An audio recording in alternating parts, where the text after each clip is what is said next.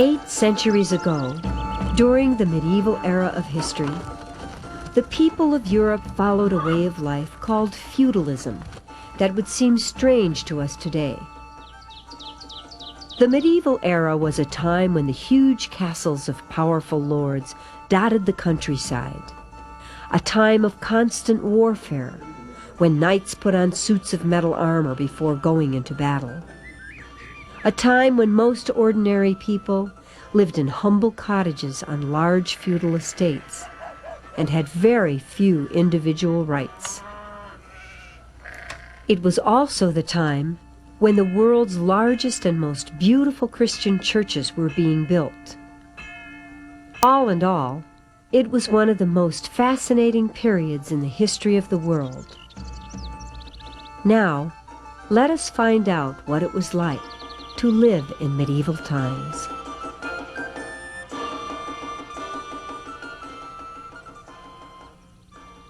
If we could travel back in time about 800 years, to Europe when the medieval era was at its peak, the first thing we would notice was how few people there were. And we would also notice that it was very quiet because there were no factories, cars, or large cities. Back then, nearly everyone lived in small, isolated country villages, scattered among open fields and big forests. The villages were connected to one another by roads that to us would look like rutted, muddy paths. Ordinary people rarely traveled beyond the lands where they were born, not only because they were poor, but also because medieval Europe was a very dangerous place. Robbers roamed the countryside, and war was an almost constant fact of life. That was why 8 centuries ago, the safest place to be was behind the walls of a castle.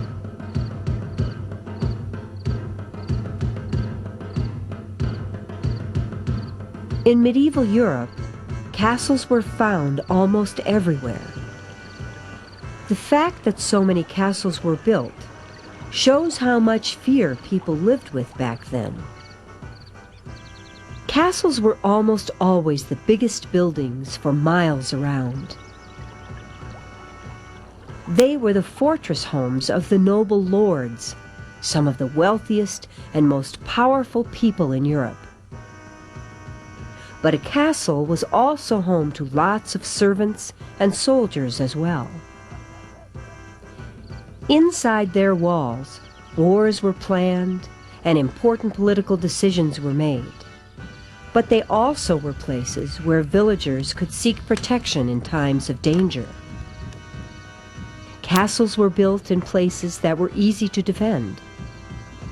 And it is interesting to look at the design of a castle to learn the many ways in which it protected the people inside.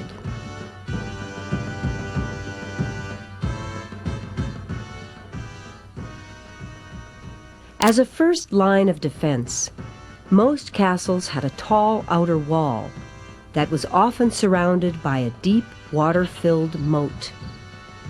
The outer wall was studded with high towers where soldiers surveyed the surrounding fields for invading troops. Although medieval soldiers had no guns, they did have powerful bows, and there were many places in a castle from which arrows could be fired, such as through the hundreds of notches built into the tops of the walls, or through special windows like this one, called arrow slits. Usually a drawbridge over the moat had to be crossed to get into a castle, and it could be raised at any time. If someone was able to cross the drawbridge, he could be stopped by heavy wooden doors protected by a thick metal grate. And hidden above the castle's doors were openings called murder holes, through which large rocks and boiling liquids could be dumped on enemies. If someone managed to get through the doors, he would find himself in an enclosed courtyard where the stables were located and where villagers came for protection in times of war. From here, invaders could go no further without passing through another well-guarded door. On the other side of this door was a second large courtyard where the great stronghold, the best fortified part of the castle, was located. The lord of the castle usually lived with his family in a tower within the walls of the stronghold. Inside this tower, his servants climbed winding stone staircases to get from floor to floor. Here, within the castle's biggest room, the Great Hall, the lord met with people and also ate his meals. The main meal, which was served at 10 in the morning, took several hours to eat, and hands were always used since there were no forks back then. To show their important social position, medieval lords and their families dined at a table that was raised above everyone else. After eating, many lords enjoyed going upstairs to sit in a window seat like this one, so they could gaze out across the lands that gave them their wealth.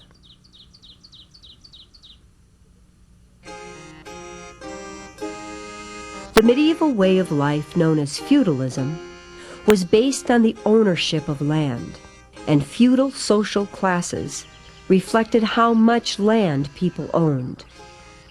Royalty, like kings and queens, were in the highest class. After them came the noble lords such as dukes and earls. They were followed by the knights, who were followed by skilled craftsmen, who were followed by the lowly serfs who worked the land.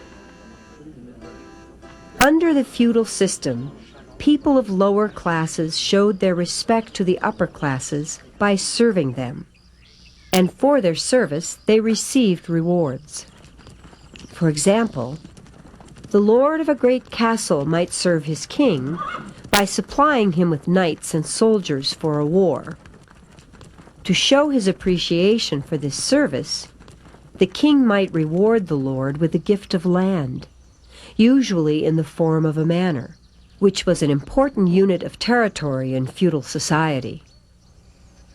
A manor usually came complete with a large house like this one, several farms, and at least one village along with all the serfs who lived in it. The crops grown on these lands supplied the lord with his income, and the more manors he had, the richer he became. The serfs who belonged to the manors never got rich. They were at the bottom of feudal society because they owned no land. Serfs were not even allowed to move away from a manor without the lord's permission, because his wealth depended on the labor they supplied. The lord rewarded his serfs for the service of their labor by giving them a place to live, a share of the crops they raised, and protection during dangerous times. Because serfs owned no land, they had nothing to pass down from one generation to the next, so their families always remained poor. In their manor villages, they were not even allowed to grind their own grain into flour for bread. Instead, they had to pay to have it ground at the lord's mill. In feudal society, even though serfs produced nearly all the food, did most of the hard labor, and were the largest class of people, they had few rights and almost no opportunity for education. As a result, it was nearly impossible for them to rise above the poverty that ruled their lives.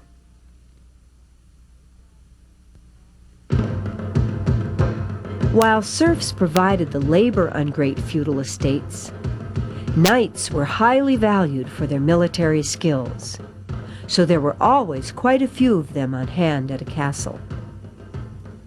Knights were professional warriors who usually fought on horseback. They were very different from the ordinary soldiers of that time because they came from wealthy families, and they were much better trained. Training for knighthood began at 8 years of age when a boy was sent to a castle to become a page, a student and servant of an experienced knight. His training went on for many years, and it wasn't just in how to fight.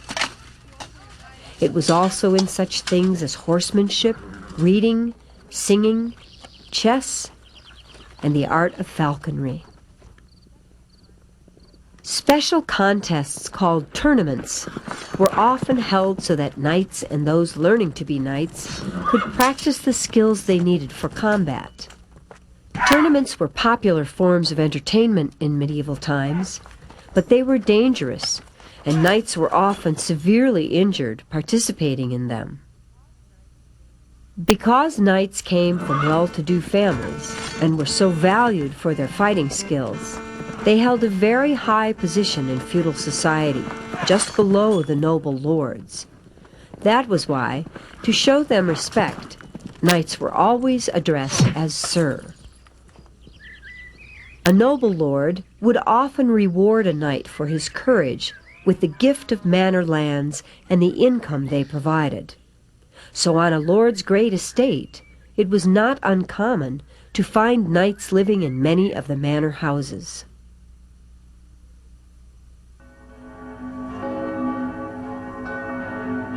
In medieval times, nearly everyone in Western Europe belonged to the Roman Catholic faith. And although not every person was a sincere believer, this was a time when most people held deep religious beliefs. In fact, about 1 out of 10 medieval people became monks or nuns, devoting their entire adult lives to the service of God, locked away behind the walls of monasteries. 800 years ago, lords and ladies supported the church with income from manor lands, and often paid the wages of priests as well. Noble families helped to maintain parish churches in the villages on their estates, in part because they believed that such acts of generosity would help them reach heaven. Wealthy nobles also paid to have beautiful funeral monuments made, and to have prayers and masses said for the souls of their family members after death. Even the poor serfs were expected to give 1/10 of their crops to support their village church, even though it was a great hardship for them. And although travel was dangerous in medieval times, some people made long pilgrimages to holy shrines as acts of religious devotion. But what medieval people are really the most famous for are the huge cathedrals they built all across Europe. These cathedrals, with their soaring towers and delicate stonework, are not only great monuments to faith, they are equally great monuments to the skill of medieval architects, artists, and builders.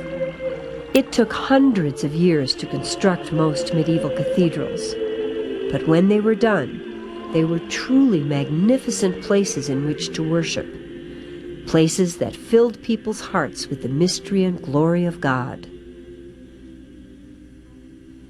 Their towering walls held brilliantly colored stained glass windows, depicting sacred images and stories from the Bible. These windows served to instruct churchgoers in religion, because back then most people could not read or write. Sculptors were kept very busy carving stone for new churches, and their incredible designs give us a glimpse into the medieval imagination. Directly over the doorway of this French cathedral is a stone carving with a powerful reminder about the consequences of sin. It shows the day of judgment. Here God is depicted as the large figure in the center. At his left hand, those who led lives of sin are being condemned to an eternity of suffering in hell, while on his right hand, those who led good lives are being rewarded with an eternity of happiness in heaven. It is interesting that, unlike ordinary people, most members of the clergy could read and write. And in a time before the invention of the printing press, it was the clergy who copied books by hand. It was also during the medieval era that the Catholic Church founded nearly all of the great European universities. In medieval society, a cathedral like this one was the special church of a bishop. Bishops held a high position in the church and belonged to the same feudal class as the noble lords. They also possessed great political power because in medieval Europe, the Catholic Church was more powerful than any feudal state.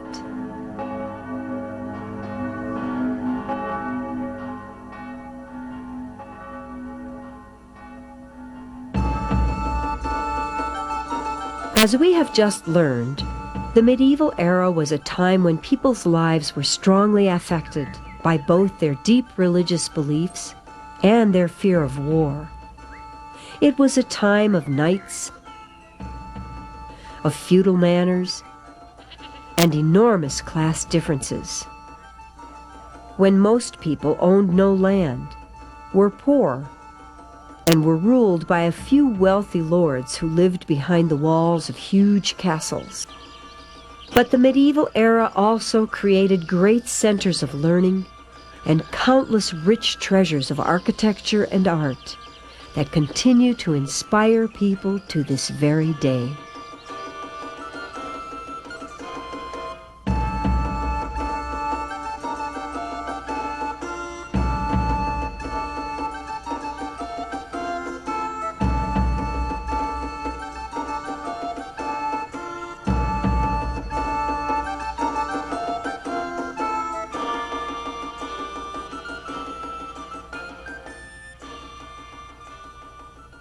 True or false? Knights were famous for their skill on horseback.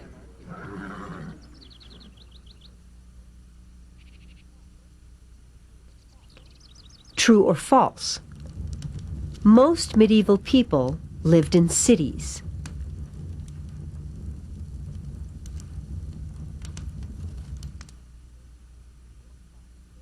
True or false? Stained glass windows were used for religious instruction.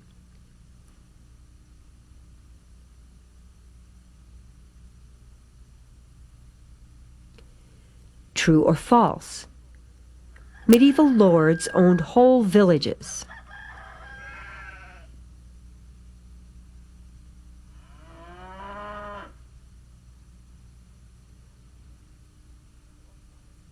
True or false? Training for knighthood began at the age of 16.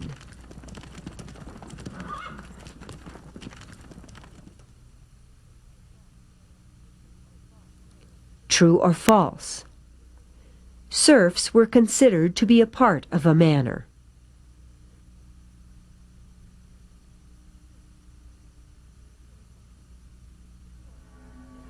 True or false? A cathedral is the church of a bishop.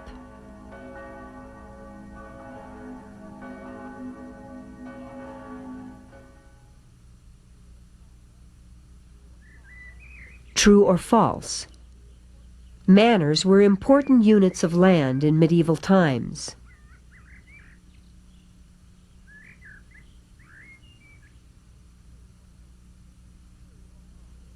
True or false? Medieval bishops could not read or write.